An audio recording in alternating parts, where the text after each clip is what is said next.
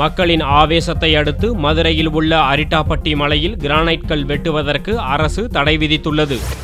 மதுரை மாவட்டம் மேலூர் அருகே உள்ள அரிட்டாப்பட்டி மலையில் குடவரை சிவன் கோயில், சமணர் சிற்பங்கள், பஞ்சபாண்டவர் படுக்கை, புத்தர் சிலை உட்பட பல்வேறு சிறப்பு அம்சங்கள் உள்ளன.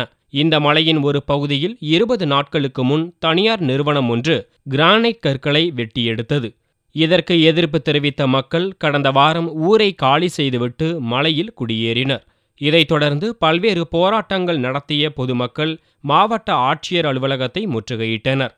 அப்போது பொதுமக்களிடம் மாவட்ட வருவாய் அதிகாரி முருகேஷ் பேச்சுவார்த்தை நடத்தி உரிய நடவடிக்கை எடுக்கப்படும் என்று உறுதியளித்தார். அரிட்டாப்பட்டி மலையில் கிரானைட் கற்கள் வெட்டி எடுப்பது உடனடியாக தடுக்கப்படும் என்றும், கற்கள் வெட்டுவதற்கு கடந்த ஆட்சியில் கொடுக்கப்பட்ட உத்தரவு ரத்து செய்யப்பட்டுள்ளதாக மாவட்ட வருவாய்த்துறை அதிகாரி தெரிவித்ததாக விஸ்வ இந்து பரிஷத் மாவட்ட தலைவர் சின்மயா சோமசுந்தரம் தெரிவித்தார். இன்னைக்கு டிஆர்ஓ பார்த்தாங்க. டிஆர்ஓ நல்ல முடிவு எடுத்திருக்காரு. அரசாங்கத்துக்கு சிபாரிசு பண்ணி எழுதி இந்த உத்தரவை மறுபரிசீலனை செய்கிறேன், அரசுக்கு மறுபரிசீலனை செய்ய சிபாரிசு செய்கிறேன் டிஆர்ஓ சொல்லியிருக்கிறார். அதுக்கு முன்னாடி உடனடியாக ஸ்டாப் பண்ணிட்டார். அங்க ஒர்க்க உடனே ஸ்டாப் பண்ணிட்டார்.